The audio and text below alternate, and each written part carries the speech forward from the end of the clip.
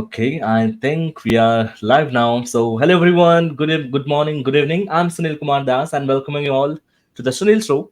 On this podcast, we dive into the exciting world of IT and project management, where we discuss project management, product development, business analysis, to exploring the latest in trending technologies. We cover it all. So, subscribe us on the YouTube channel. Join us the Sunil Show for your valuable knowledge and inspiration, which will help you to propel your career forward. Today, I am much excited to welcome our guest, Kayla, to the show. So, Kayla, it's a great pleasure to have you here. Welcome to the show. Thank you for having me, Sunil. So, how are you doing today? All good? All good. It is bright and early here, 8 a.m. in Seattle, Washington. Oh, that's good. Yeah. Okay, so before we dive into the topic, why don't you quickly go ahead and introduce yourself, a bit about your background, your journey, your experience in the world of IT and project management to our audience. Yes. So I have a bit of a non traditional background. My professional career actually started with me being a professional cake decorator for 5 years. And it was a decision that I made really out of passion. I really enjoyed making these beautiful things with my own two hands. And they were always unique, and the process of creating was very interesting and fun for me. But the passion wore out after about 5 years because I was working 70-hour weeks. I was constantly on my feet. I was getting paid barely over minimum wage for what I was doing and just had very little recognition. And it just burnt me out. And it was a series of events that really led me to getting out of that. I had this day where I had worked a 12-hour day, and that was normal. I was working a string of 12-hour days. But I was getting ready to walk out the door when I got a call from the company's chief operating officer, basically telling me that they had planned really poorly and that they just needed me to, run on back and decorate a few dozen more cupcakes for customers. And it just kind of hit me at that moment that I had been doing this thing out of passion day after day, month after month, year after year. And I was in this just dead end job. There was no upward trajectory for me, and I just wasn't getting any recognition for all of the hard work that I was putting in. And it was a really tough place for me to be because at the time, my husband was in law school. So I was the sole breadwinner bringing in all the money. And we were still paying off bills from my decision to go to culinary school. So while I got to this place where I really hated my job, it was also very scary for me to try to get out of it because I felt so stuck. I felt like I had been boxed into a corner. And I think this fear, along with a little bit of telling myself that, oh, I don't have skills to get out of this, I don't have the experience to get out of this, I'm really just stuck. It led me to try to negotiate with my boss at the time and say, look, this isn't really what I signed up for. My hours are too long. The expectations are unrealistic. And it was in that conversation with her where she told me, you did sign up for this. Now you need to deal with it or quit. And in that moment, something inside of me just snapped. And I looked at her and I said, okay, then I quit.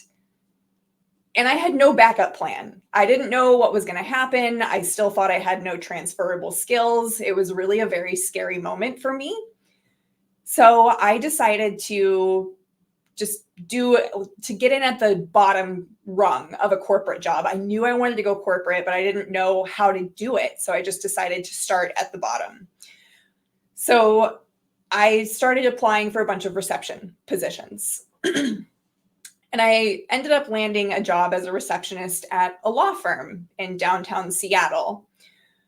But that was also, I knew it was a dead-end job, just not what was quite meant for me. There wasn't a lot of career trajectory. So I would help with odd jobs here and there. I'd grab little projects where I could. And using that strategy, I went from receptionist to accounting clerk to accounting lead to assistant office manager, and just sort of worked my way up. But I also hit a dead end there as well, because it's a very small organization. And I realized there was only so much career trajectory that you could have at an organization so small. Plus it had a lot of problems, a lot of internal problems that made it very challenging to have much career trajectory.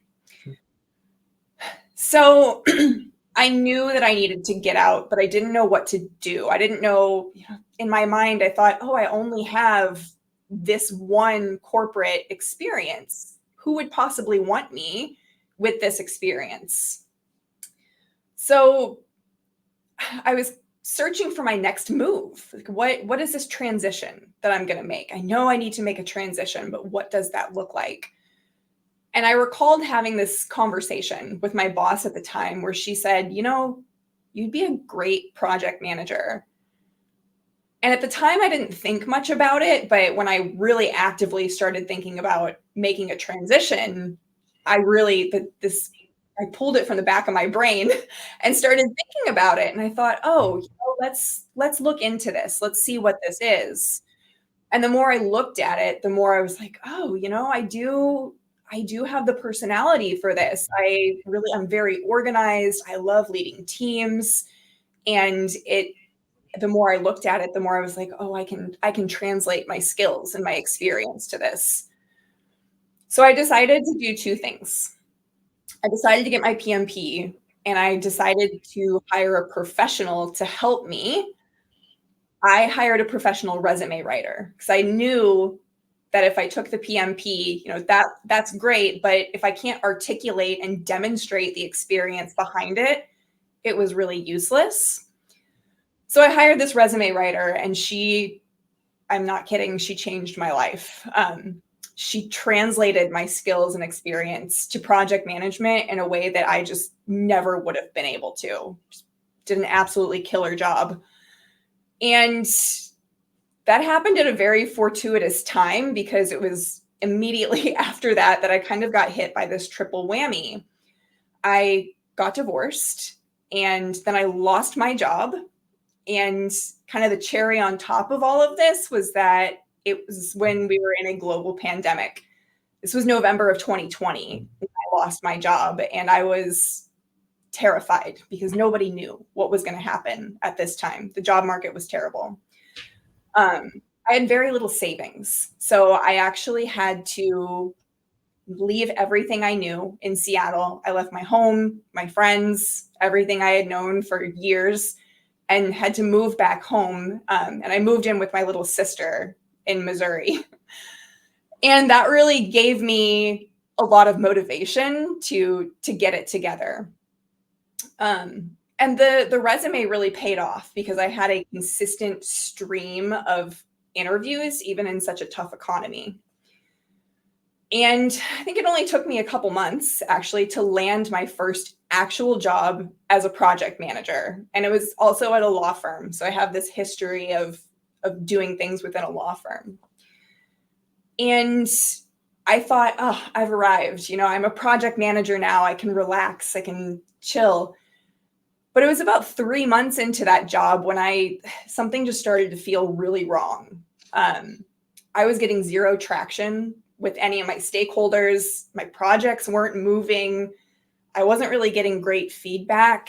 And I realized it was because I had never actually been a project manager before. Like, I had the credentials and I rearranged my background to look like project management experience, but real world project management is very different than what the PMBOK would make you think it is. So I really struggled there, and I struggled to the point of about 9 months in, they put me on a performance improvement plan, and it just shattered my confidence. It was a really tough hit for me because I had lost my last job, and now I'm on a performance improvement plan, and this is just not the vision that I have of myself. And once you've been put on a performance improvement plan, there's very little chance that you can come back from that. So I just decided, you know what? Fresh start. I'm going to go somewhere else. And the resume writer that I had hired a little over a year ago at this point, she had also done my LinkedIn profile. She optimized it for project management. And it was once I had been put on this PIP program that a recruiter reached out to me and she said, "Hey, your profile looks amazing for this job that we have. We think you'd be a good fit." And I took this attitude of, this job is mine. I created a very customized plan for myself based on my experience and what I knew about the company and job seeking strategies, interviewing strategies. And I ended up landing that job. And that's where I am now. It's at K&L Gates. And I knew that I wanted to make sure that I hit the ground running when I started this job. So I hired a career coach to help me. And he held my hand through the first 90 days as a new project manager at this organization. So it was very helpful because he understood project management. He was specifically a project management career coach. He understood how to navigate this huge organization that I had been dropped into. He understood politics. He helped me with everything. And just knowing that I had someone there, like a sounding board to bring my problems to and to talk things through with, was incredibly helpful. So it was with his help that I did hit the ground running, and I really succeeded very quickly there. I got promoted to the senior level in under 2 years, very quickly, a very fast timeline. My project started succeeding. I was getting traction with stakeholders. Just everything started going really, really well. So that's how I got to where I am today. I'm a senior legal project manager at K&L Gates. I actually run the firm's largest portfolio. It's their largest client. And I love it. I love what I do. I love the people I work with. It's a job that's very well suited for me. And I made this decision that I was going to use all of the lessons that I learned in my, challenging career trajectory, along with my PMP, to get certified as a career coach. So I could help people do the same thing that I did, help people go from these dead-end jobs to a job that really lights them up, and to make a transition. So certified as a career coach, and that's what I do. It's my passion project on the side. Now, it took almost 13 minutes, all these 13 minutes are completely valuable. I didn't stop with the reason being is I was devoted this one. Now, when we say starting from your cake decoration, that part, completely non-technical one, and the trajectory what you had and currently where you are, we see a lot of changes. The one thing I really admired is you never stopped, and that's the one good thing. Second is the willingness and the willpower that you had to make it happen, as you said. So you love your job and you didn't stop there. So I would say first important thing is it's realizing your purpose, what exactly you want to do. As early as you can realize this one, that it's really better for you. And now I have one thing to understand here. From the non-technical background to the technical, and now you're working as a career coach. The lot of transitions here and lot of learnings. Mhm. So one thing what I say is having a strong interpersonal skill will certainly help you, and the power skills which you can transfer from your current job to your next one. Regardless of you're working as a project manager or into leadership or into technical background, whatever it may be, you need to understand what are the power skills you have now which you can transfer to the later job, your future job. So on that note, how do you feel, what are the different power skills that you had when you started your career as part of the cake decorative, and slowly when you transition to project manager, what are the different power skills it helped you to transition to this career path? Mm. It's an excellent question. So, one of the skills that I really took from cake decorating into the corporate world and into project management was organization. Being organized is huge, because when you have a 5-tier wedding cake that's due for someone's biggest day of their lives, it's very important that you deliver that on time and that you deliver it as they expect to see it, to their exact specifications. So organization was really huge. Planning, making sure that I created all of the elements at the right time. Some cakes are incredibly complicated. They require sugar flowers that you have to make days ahead of time. So you really have to be organized and planned and do a lot of planning to be a cake decorator. And I took those and really moved those into the corporate realm. That's great. That's great. And when we talk about one thing, that's be consistent whatever you are doing. So you are one of the brightest example for that. You never stopped working or chasing your dream. So now when you are in a position where you are identifying what exactly the career path that you must go for or you choose on, so what were the strategies that helped you a lot during that time? And let's say people are there from those who would like to transition their career from technical background to a project manager or a leadership position.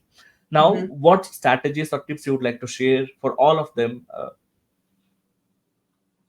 Yeah. So I have a few transitions here. Transition from cake decorator to project or to corporate, and then within the corporate realm to project management specifically.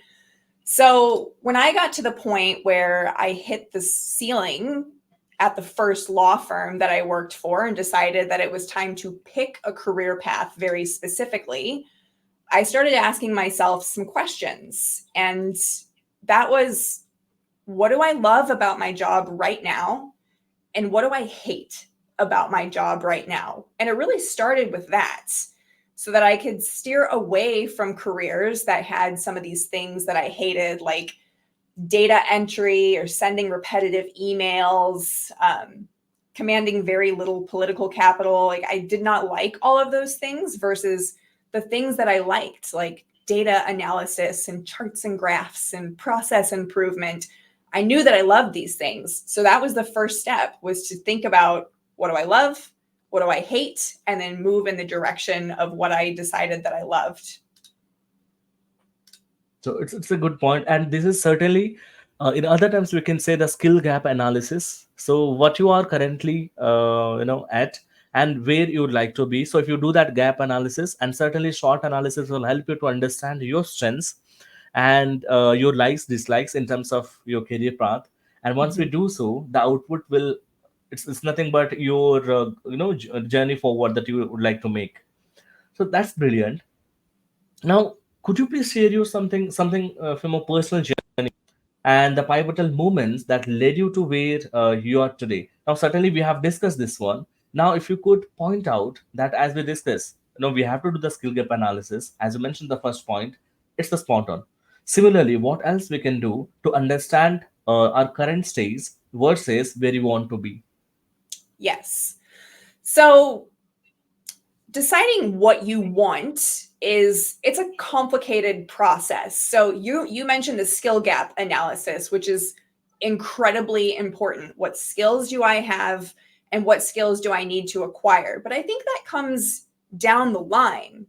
First, you need to decide, what is it that you want to do? And that really starts with looking inside, with looking at yourself, with the, what do I like and what do I not like? And then we get into the realm of, okay, now that we know what I like, here are some options that are in alignment with my skills, or that I, things that I enjoy doing, things that light me up. It's much easier to transition into a job where you enjoy it rather than something that you're forcing. So another very important thing to think about when you're thinking about, okay, what transition am I going to make? What does my ideal job look like? Is, how feasible is it? And that's where the skill gap assessment comes in. What skills do I have? What skills do I need? Do I need some sort of certification? Do I have the proper education? Does my experience line up? For example, I was in the accounting department for quite a while. I thought about getting my CPA. But when I looked into it, it was going to require me to go back to college. I had 2 college degrees. I was not interested in going back to college. So I quickly scrapped that one. That was not feasible for me. But when I looked at the PMP certification, project management, that was feasible. That was something that I just had to really study for. I think it cost around $600 for the test and all of the things I needed to study, but it was obtainable. So that really played a huge role in thinking about what should I do? Whether CPA or project manager, I probably would have been equally happy, but it was that feasibility assessment, that skill gap assessment. And I was also asking myself, how much money do I want to get paid? I think it's important. I think it is important to understand what kind of life do you want to live and what career is going to support that. So it's really a combination of these things that help make the assessment of where you are now to where you want to be. That's great. You know, and every time we must understand where to start. It's a big question. People they have the dreams. They would like to make a career transition from certain point to certain another point. However, they are interested about it, but they don't know where to start. On that note, so could you share some strategies? For gaining confidence during a career transition, especially when we are in uncertainty. Given this period, Mhm. early 2022, we have witnessed a lot of layoffs. In a post-pandemic, the culture of working it changed. People started working remotely, and slowly the uncertainty has raised now, Mhm. right? So given this uncertainty, what are some strategies that you have you can share with our audience today? So, some strategies for navigating career transition in a challenging market. Is that the question? Yep. Okay. It is a challenging market right now. And it's interesting that I think you mentioned confidence. How can you navigate this transition confidently? And this concept of confidence and doing something confidently is something I've been very intrigued by because I really lacked confidence at the beginning of my career. And as I moved on, I gained a lot of confidence. And I look back and I think, why? How did that happen? How did I become this confident person? And as I looked at it, I came to the conclusion of, well, I just decided. I just decided to be this confident person. And it didn't make a lot of sense. And it doesn't really resonate, I think, with people when I say I just decided to be confident. But I was listening to this podcast by Mel Robbins where she talks about confidence, the science of confidence. And the interesting thing is that confidence actually is not an emotion. It's not a feeling. Confidence is an action.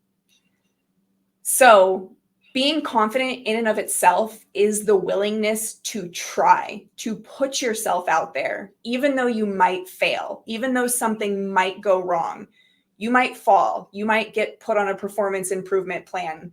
You might do the interview and they'll, say you're not a good fit. But if you're not willing to try to begin with, nothing is going to happen. There's going to be zero movement. So the ability to try first and then to get the help that you need. I think it's incredibly important when the market is hard to get support. Get support from a mentor, get support from your network, get support from people who have done the thing that you are trying to do. People want to help. That's one of the biggest things that I've seen. Even if you reach out to complete strangers, if you make an effort to make some sort of connection, oh, hey, I see that you went to this college. I went to that college too. Or, hey, I see that you used to be in the hospitality industry and now you're a project manager. I want to do the same thing. I'd love to hear your story. What's one piece of advice that you could give to someone who's trying to repeat the same thing? And if you make it easy for people and you really show interest in them and what they are doing, they will share their knowledge 100%. So it's very important to seek out your own support network from people like that and from professionals, from coaches who have been there. They know what they're doing and they can help you navigate that transition with confidence. That's true. It's always the willingness to try which will put you forward, regardless whether Mhm. you fail or people judge you in a negative way or things won't happen or you won't be financially so strong. But give it a try. Once you give it a try, things will fall on your way. That's what, for last couple of episodes, we were discussing on similar note as well. And Yeah. also, when you mention in terms of mentoring and coaching, you can reach out to certain strangers, but to understand how you can start the discussion or the momentum, you can certainly pick any point which will be a point of engagement. Like, let's say, Mhm. as you mentioned one example, you both said similar interest, or previously you said similar organization, probably different branches, or departments. You can pick up anything which resonates with them and you can start the conversation that Mhm. would help them create the interest. And it's not so robotic automation that you put in the copy paste things. It certainly won't work, you know Yeah. so on the other note, building confidence is much important. And second important thing is, once you start, so starting point is always important, so you have to start. But the other point here is keep up the momentum and being consistent. So on Yes. that note, when we discuss about this one, so how can individuals maintain the momentum and stay motivated? It's one of the greatest, I would say, toughest thing to do so. So what would be your thought, so how people can stay motivated throughout the process of transition to a new career? Yes. I love this question. Um, I love this question because one of my absolute favorite books that I've read multiple times is called The Motivation Myth. And the premise of the entire book, which I completely agree with, is that motivation in and of itself is not real. It doesn't exist in that it is a self-productive. You can't just decide to be motivated. Motivation actually comes from trying, taking steps, and seeing little bits of progression. So, for example, when you're trying to lose 10 pounds, it's really difficult to start. It's really difficult to start eating well and start working out. But when you start seeing that progress, that's the motivator. When you see yourself losing the weight. And it's the same with the career journey. So, at first, you might not be getting a lot of traction. Then you make some small changes, or you hire a coach, or you reach out to people in your network. And then, oh, all of a sudden, you start to get some traction with recruiters. All right, we're getting traction with recruiters, but we're not actually making it to the next round of the interview. It's these little bits of moving forward that are the real motivators. And it's solving this puzzle as you move forward. These are the things that motivate you. Now, what's hard is when you don't see that forward momentum, right? You're on your 200th Right. application and you still haven't seen anything from a recruiter. You haven't gotten any traction with recruiters. That will kill your motivation because you're not seeing that progression. That is when it's time to start reaching out and start getting help if you haven't done so already, because there's something in your process that isn't quite going right. And as long as you are willing to continue to try and implement new tools, new techniques into your process, you'll see the changes. And when you start to see the changes, that's where the motivation comes from. So it really comes after the initial trying part. So the first node or the starting point is you have to start. And once you are in the journey, when you see smaller things you achieve, you fulfill the things, and you see yourself success on achieving the smallest milestone, or the items. That's when you become more confident. And Mhm. it's one of the most important factor of this motivation. So, Absolutely. and whenever the negative things, like you don't see the progression, that's when you need to think differently. It's not about quitting the things, but it's you have to think differently. Exactly. How can you reach out to the people in a different way? What sort of different things you can do? So just one option what we have, quitting, you remove it. You just think, we don't have this option, I cannot go ahead to do this one. But Mhm. try things differently, which will help you to become more motivated. So Absolutely. The again, worst on thing that you note, can do is quit. correct, yeah. So you know, once you start this one, you know your flaws as well as your strengths, and what you have and what you need, you are working on that. So during this transition process, it's very important to be honest with you, to be kind to you, as well as honest within the industry or the market. You know. So on that note, so how do you make sure you are being honest while still standing out when looking for a job or a Mhm. career transition? Yes. This is where really understanding what your North Star is becomes incredibly important. As a job seeker, if your North Star is, I just want a job, that's actually not going to help you because you're not targeting your audience. You really need to decide very specifically, I want to be a project manager. I want to be a project manager in this niche, or I want to specialize in change management specifically, or I am a project manager who thrives on being a good team leader. Right? This is picking a brand that is in alignment with where you want to go.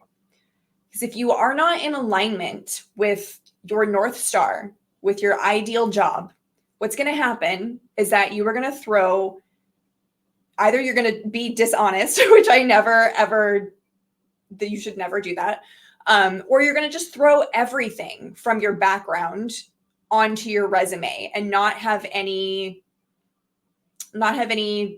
direction that you're headed in.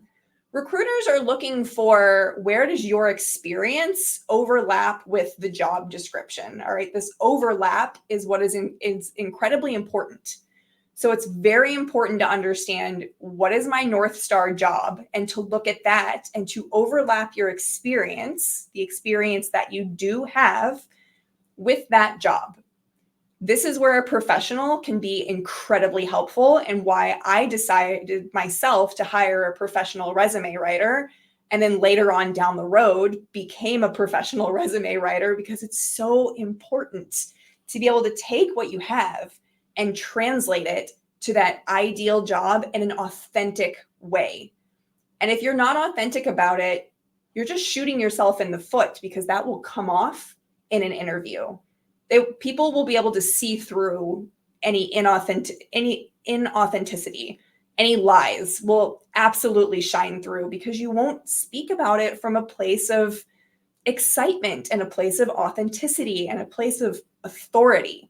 So you're really doing yourself a favor by ensuring that you're being honest in how your skills translate. You might just need a professional to help you sometimes.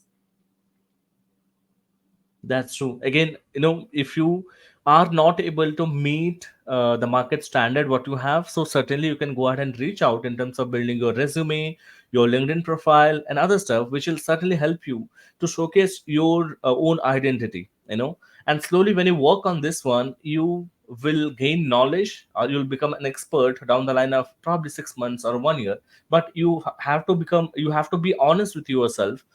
So on that note, what's your experience in terms of utilizing LinkedIn effectively for job search, to building Mhm, your professional brand or personal brand? mhm. Excellent question. When it comes to your LinkedIn profile and what recruiters are looking for, it is surprising where recruiters spend most of their time. They actually spend most of their time initially on your banner, that big horizontal picture that's behind your face. It's behind your profile picture. This is incredibly valuable landscape on your LinkedIn profile that people often overlook. Either they don't put it there and they're using the blue LinkedIn standard, or they just slap one of the other standardized LinkedIn banners on there, and it's such a waste of this very valuable real estate. Um, so it's very important that you put a brand on your LinkedIn banner that is in alignment with what you are targeting. Project management, or teamwork as a project manager, or a specific industry. And putting on there, project manager so that they can see very instantly. They're like, oh, this is the brand that you're putting forward. So that's a huge one, is the banner. The headline is another one that's very, very important, and putting your keywords in there. I encourage anyone and everyone to go on Google and look at LinkedIn Recruiter, and then just go to images. LinkedIn Recruiter is what recruiters use to look for candidates. And you can see pictures of it out there, and you'll get a very clear understanding of what they're looking for. They're typing in keywords into specific areas of LinkedIn Recruiter. So one of them, they will type in project manager into the title field, and they can actually choose current title or past title or both. So to get the title of project manager somewhere in your past titles, incredibly important. And to your last point about being honest, do be honest, okay? If you were, so in my example, I was an assistant office manager for a while. There's a strategy. If there's a little vertical bar that you can use on your keyboard. So I would put assistant office manager, vertical bar, project manager, because I did manage projects within that position. That is truthful. But I put my actual title first because, again, that was my actual title. But now we're leveraging the power of how how recruiters use LinkedIn to find people. So that's very important, is understanding the keyword searches and how recruiters use LinkedIn. That's a brilliant one. So I didn't know even this is one of the trick where we have to have the title in place, either in the past or somewhere you have worked. But that's a good one. So one other important thing is mentorship. When you are in the process of career transition, you must need the mentorship. Either you go ahead and reach out to some of the professional one, you can hire them, or you can leverage LinkedIn, one of the biggest platform that we have, to go ahead and reach out to people, those who are working on the similar portfolio or the department, and you can leverage that. So if somebody is willing for the second option, now what would be your steps or some tips, like do's and don'ts while reaching out to people for mentorship assistance? Yes. While reaching out to mentors, do make it easy. If it's someone that you think might be a very busy individual, first recognizing after you've connected, hey, I understand that you're probably really busy. Okay, so connect with them in that way. I'm trying to make a jump from X to Y. It looks like you've done the same. If you could just give me one piece of advice, what is the one piece of advice that you could give someone who is trying to make this transition? If you could just take 30 seconds to respond to that, it would really make my day. All right, make it easy on them, as easy as you possibly can. Do build rapport. Do say, oh, we both went to the same school, or oh, we have the same connection. Oh, we both used to work at this place. Oh, we both lived in Seattle for a little bit. How did you like it? I recently reached out to someone who was a recruiter and noticed that they moved to Seattle 3 years ago from Miami. I had nothing in common with this person, but when they connected, I was like, oh, I see that you moved from Miami. You can't possibly get any further away within the United States. How was that transition for you? Asking them about themselves, things about themselves, very, very important. Don't immediately just ask for a referral, or don't just immediately ask them for something without first giving or trying to make a connection, right? People really respond very well to connecting with them. Be authentic, all right? This can be a lot of fun. Creating these connections with people can be fun. I understand for some people, it can also be exhausting, and do be aware of your energy levels, right? If something like this takes a lot of energy from you, Be aware of when you have the most energy throughout the day. If you're a morning person, do this in the morning. If you're an evening person, do this in the evening. But it is important. And one of the biggest pieces of advice I can give on networking and asking for mentorship is to do it before you need it. The worst time to be asking for mentorship or help is when you absolutely need it. And I learned this lesson the hard way, a very hard way. But as much as you can be building your network and asking for mentorship now while things are good, the better you're going to be if things do go sideways later on down the road. That's great.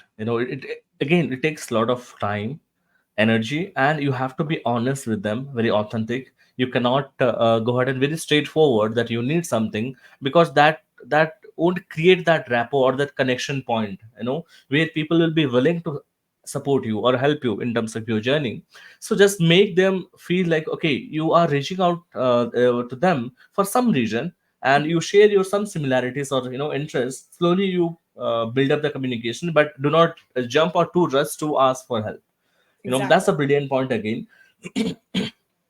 So when we talk about career transition, being honest, being confident, and being kind of motivated, it's all important. One of the other important aspect is keep learning. you know if you are working as a software developer who is willing to move to project management, or working as a project manager who willing to move to program manager, similarly for other career transitions, learning is one of the important aspect. So what would be your thought on this one? What points you would say, why and how important it is to learning things while you are working, Mm-hmm. irrespective of your job or your position, but you have to keep on learning things. Absolutely. And the world is moving so fast with the Right. implementation of AI and all of this automation. Learning quickly becomes even more important. Staying on top of particularly the technology in your industry. It's very, very important. Um, so, to that end, one of the biggest things that I have found to be effective in helping you learn is to join groups that are of similar interest. So, for That's true. example, I'm a member of Law Vision. This is the woman who runs Law Vision is like the authority on project management in the legal world. She holds regular roundtables. She facilitates small group discussions all over the country. She just does a lot. She teaches project management in legal. So being a part of this community and showing up to the events that are hosted by this community, it's incredibly important. It's an hour of my time once a month where I come and see what are the other professionals in my industry doing? What are they up to? It's incredibly important. One of the other things is I don't always think it's necessary to get certifications. Okay. I think people are sometimes overly reliant on certifications. But what I do think is important is understanding some of the underlying concepts underneath those certifications. You don't necessarily have to get your PMP, right? But to understand project management tools and techniques, and maybe even to apply for the PMP to demonstrate, like to get approved and to demonstrate, oh, I have the 3 years of experience and I was approved as a candidate.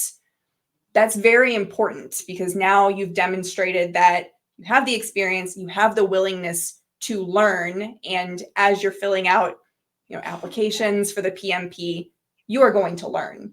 So all of these things, just keeping on top of your technology, knowing what other people in your industry are doing, and being willing to at least explore some certifications and what the knowledge that's underneath them, I think are all very important.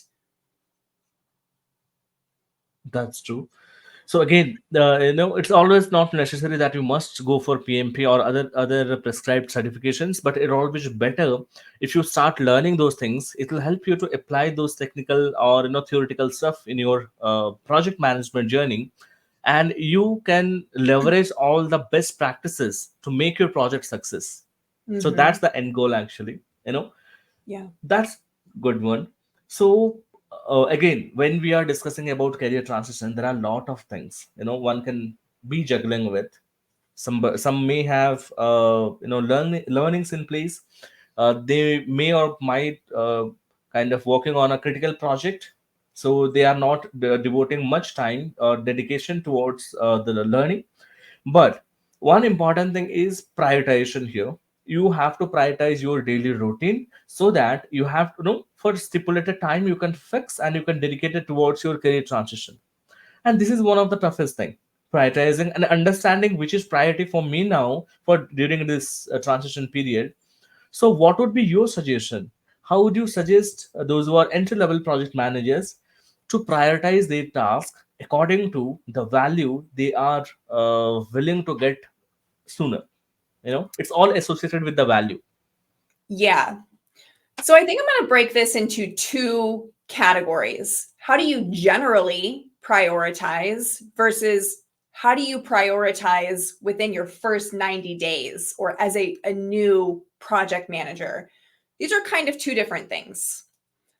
Your priorities in your first 90 days and how you organize your priorities are going to be very different than when you get past That's that true. first 90 days and now you're executing.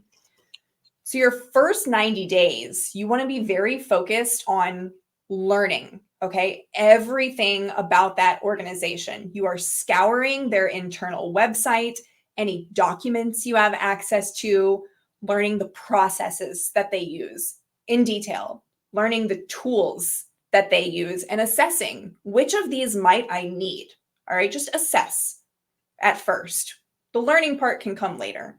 But first, understanding what is at your fingertips that the organization has. What are the departments that are here? What do those departments do? Who might I need to interface with at these departments at any time? All right. So you are really diving deep and trying to learn about the organization that you are in. Now, the other huge thing in your first 90 days is building relationships. I think so many people tend to overlook this, especially once they've gotten the job. Never stop building relationships. Never stop building your network, especially when you start at a new job. What departments might I need to interface with? Who within those departments might I need to interface with? And then you start setting up coffee meetings with them. And it's not just the coffee meetings. You need to go in with good questions. What are you working on? What is important to you right now? Who else in this organization do you think I should talk to? What's one piece of advice that you could give to someone who's new to this organization? Really making sure you're using that time well, not just as a, oh, hey, nice to meet you. Yes, it is nice to meet you, but also go in with a plan. What are you trying to establish with that person? What are you trying to learn? Because your relationships, especially as a project manager where you have no real authority, it's key to everything. So that's prioritization in your first 90 days, right? These are very different from when you're prioritizing as an active project manager. As an active project manager and a very busy one, I use the Pareto principle all the time, which is the Right. 80-20 rule. Yeah. Um, what is the 20% of effort that will get 80% of the results? A lot of times where we are right now, that's going to be trying to put some emphasis on automating things. How can I Right. automate certain aspects of what I am doing now so that I can free up my time to work on things that cannot be automated? Or what is like the one thing? What is the one thing that I could do this week that would make everything else easier, not just for me, but for everybody on the project team that I'm serving. The 80/20 rule, I think, is really valuable, and it's something that I'm constantly assessing. That's true. That's good one. And I think it's 10 minutes left. However, I would like to go ahead with one more topic, which is much important one. Understanding about or having a big picture in mind that about our office politics. You know, Mm. often people got caught, in this. It's I would say it's that one of the negative thing that may happen to anyone, or we, knowingly or unknowingly, we have to deal with this one, and you have to be very cautious during this thing. So how would you, or what are the different tips you would like to suggest to people so that they can avoid office politics, or they just stay ahead or out of it? I would say not ahead, out of it. Well, these are two different things, staying out of it versus if you're pulled into it, how do you deal with it? This is one of Right. the most challenging things in corporate, I think, and something that people come to me often concerned about. I can't play the game. I don't know how to play the game. I feel like the game is being rigged against me. Um, One of the biggest things you can do is, I already touched on it, building relationships, Yeah. solid, positive relationships with people before you ever need anything from them. So this requires you to really think about, who could I ever possibly need to interface with? One of the things that I am really fond of doing is, I work mostly remote. So whether it's remote or whether you're in person, you can still do this. Um, I will actually send a $10 gift card to Starbucks ahead of our virtual coffee chat. It's just building a little bit of rapport. Hey, thanks for your time. I know it's valuable. Coffee is really on me. This isn't just some 30 minutes where I'm wasting your time. Here's a coffee. I hope you enjoy it. Or if you do go out with them, trying to make sure you pay. And this is a subtle, this is utilizing a subtle human tendency, which is reciprocation.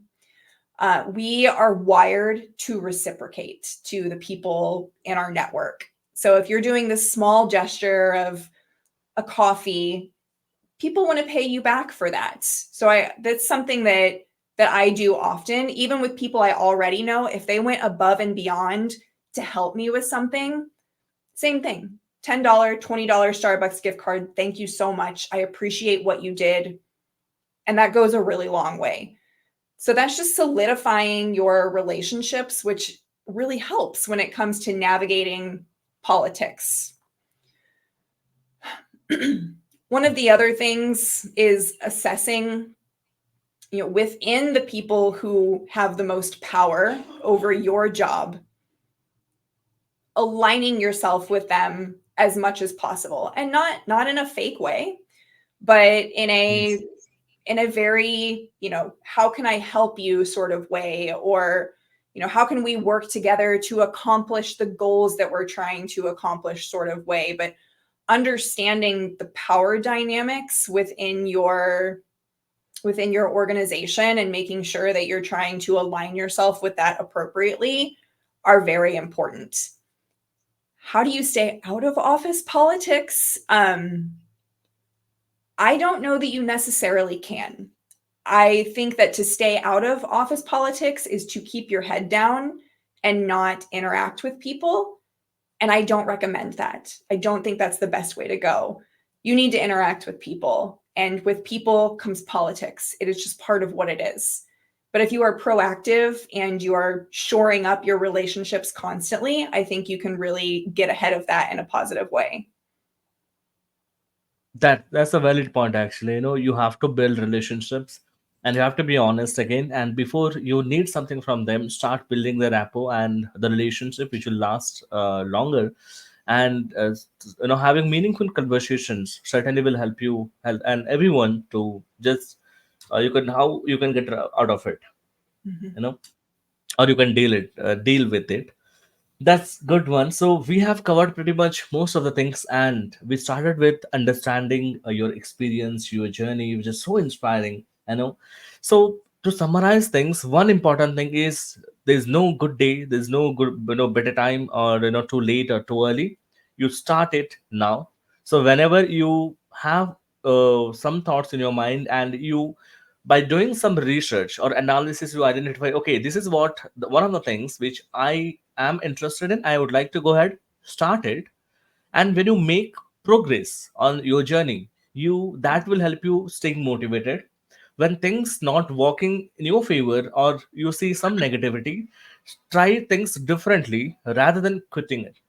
If you quit, things are gone. But if you try things differently, you reach out to people, you ask help, you take mentorship, you hire somebody who can help you get your job done, that will certainly help you to be there. And also, we discuss, just be honest to people, to the market, to your employer, and to yourself. And all above, being kind to yourself is much important. Don't be so rude, so harsh. It's completely okay. If you cannot run, try to walk.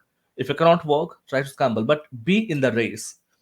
It's not necessary that you have to run every time or you have to walk, but it's important to you be in the track. So this conversation, it's so again fruitful. Personally learned a lot. So now, given our time, let's move our discussion to something little different. Now we'll understand our speaker Kyla in a better way. So to start with, as we discuss, what piece of advice, it's very very important to start with, but I would like to understand, if you wish you could give a piece of advice to your younger self, what it could be. I love that. That's such a good question. One piece of advice that I would give to my younger self: every hardship that you have ever gone through and that you will go through is building up to something. While it is hard at the time and it might feel like the world is ending, you will learn valuable skills and valuable lessons that you will take into the future and will help you be a stronger, better version of yourself. That's what I would tell the younger version of me.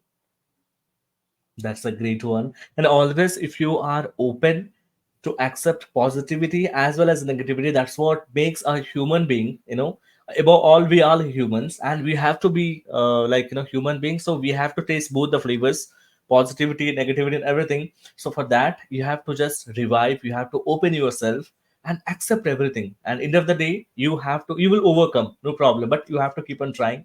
That's a brilliant suggestion. And the other thing, when we move forward, so what is a fun fact or interesting fact about you that most people wouldn't able to guess? Fun fact about me, I am an avid salsa dancer in my free time. I love salsa dancing. It's just a passion of mine, and it's a way for me to break free of my corporate personality. It's very freeing and a very exciting thing to do. So I think a lot of people who know me now don't know that about me. So it's a good one. It's again interesting. So have you recently gone to any performance, or so kind of you go for any performance, or it's just that your hobby and you like to dance at your spare time? It's just a hobby. I do so much performing at my job. I don't want to do it in my spare time, but I just go for fun. That's great. So what's one of the most adventurous thing that you have ever done, and would you do it again? Hmm. The most adventurous thing I've ever done. My goodness, that's a good question. I think the answer to that is I'm a very risk adverse person. I'm not super adventurous. Um, yeah, that it's a very boring answer because I tend to not take a lot of risks. I would say that the biggest risk I ever took was out of college. I got 2 degrees and then decided to be a cake decorator. Did it work out for me? No. Would I do it again? Absolutely, because I think that, again, all of the lessons that I learned throughout that made me who I am today. So I would definitely do it again. That's great. So anything that you might have thought like, okay, my friends are doing, my colleagues are doing this thing, and you have inspired from something, and which is there in your bucket list you would like to share? Anything on my bucket list from what my friends are doing? I might like to start a YouTube channel. I think you have that. That's a good one. Yeah, yeah, my partner is doing that, and I love to share my experiences and my knowledge, my skills with people, so I think that would be something I'd be interested in doing. That's awesome. It's again a rewarding one, and it's one of the great platforms where you can showcase your skills, your on online presence. So certainly it will be helpful. Yeah. So now again, one of the important questions that what I personally love is: do you have a favorite quotation or a motto that inspires you in your daily life? Mm, my favorite my favorite motto is more of a mind frame of being present. I'm very much someone who is aware of my thoughts and how they impact my decisions. So it's not so much a quote as, being aware of the thoughts that you're having throughout the day and how those thoughts are making you feel, because that's really going to have a huge impact on the rest of your day. That's good one. Yeah. So the another question on the same note. So, what is the biggest or the best pieces of advice you have received ever, and how has it influenced your life? Hmm. The best piece of advice I have ever received. When I was laid off in 2020, my dad said to me, "Life is a river." And at the time, I thought this was so silly, but he said, "Life is a river and you have to go with the flow." And I kind of pushed back on him and I was like, "Yeah, but what if life, pushes me into a rock?" And he's like, "Well, paddle around the rock. Don't let it just, slam you against the rock. You have to paddle around it, but don't paddle against it. Don't try to go against the current. Go with the flow, have faith where life is taking you, steer around the obstacles, but know that there is a trajectory in where you're going." It's so inspiring, and it's also associated with time. And the worst part of time is it changes. It cannot, it will not last forever. And the good part of it is it passes away. Mm-hmm. Yeah. So if you understand this change, or this phenomena, certainly you will be able to enjoy your life, and regardless of the negativity or positivity you get. So it's the brilliant one. Yeah. Mm-hmm. And it's really inspiring, Kyla. So with this, we would like to conclude our show. So everyone, we have discussed many things about career transition. We have learned Kyla's journey, which is much inspiring, and you can learn a lot from her. You can take a lot of points from this particular episode, and you can certainly apply in your life. So first thing, to summarize: never wait for a good day or a good time. Nothing like that. You start it today. Once you start it, once you make progress, and that progression will motivate you. And in case you run into some negativity, things are not happening according to what you wanted or your desire, just try things differently. That will help. And yeah, thanks for watching your time. Thanks, Kyla, for your time. And it was really fruitful and engaging and inspirational discussion today. And I really appreciate it. Thank you so much, Sunil, for having me and for giving me a platform to share my experiences. I'm so thrilled. Thank you.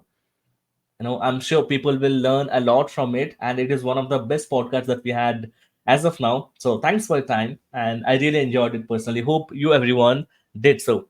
So yeah, thanks everyone. And happy weekend, and have a good rest of the day. Thank you, Sunil. Yeah. Bye now.